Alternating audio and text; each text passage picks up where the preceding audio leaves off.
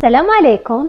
Dans cette vidéo, on va calculer la limite de la somme suivante à l'aide des sommes de Riemann. On va faire le rappel suivant. Étant donné f une fonction continue dans l'intervalle AB à valeur réelle, alors f elle est intégrable au sens de Riemann.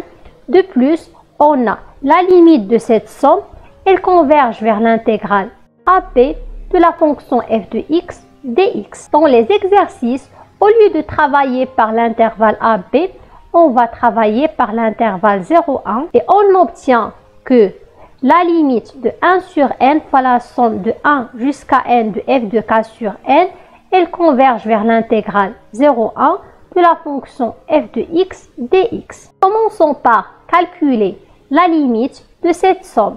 Alors pour utiliser ce théorème, il faut réécrire cette sommation sous la forme suivante. Alors on voit que dans cette sommation, on a factorisé par 1 sur n.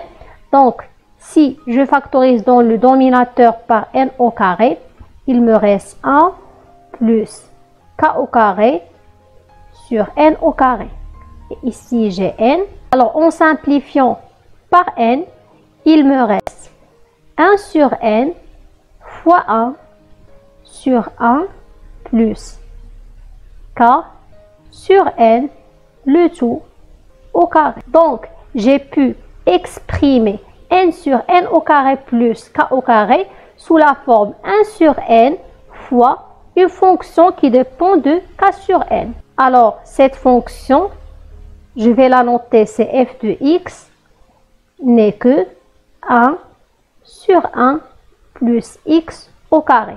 Parce que ici, en évaluant par k sur n, on tombe sur cette quantité.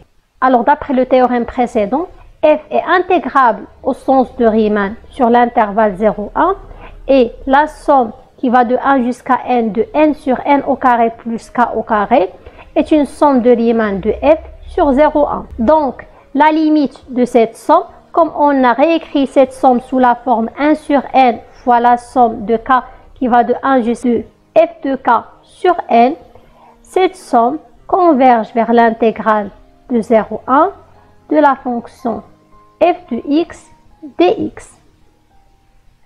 Donc pour calculer la limite de cette somme, il suffit de calculer cette intégrale.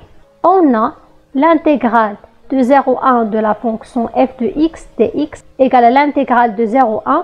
Alors on a la fonction f de x, c'est 1 sur x au carré plus 1 fois dx.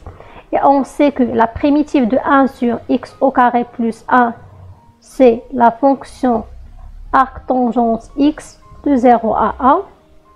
Or, on sait que l'arctangente de 1 égale pi sur 4 et l'arctangente de 0 égale à 0, d'où l'intégrale de 0 à 1 de la fonction f de x dx égale pi sur 4.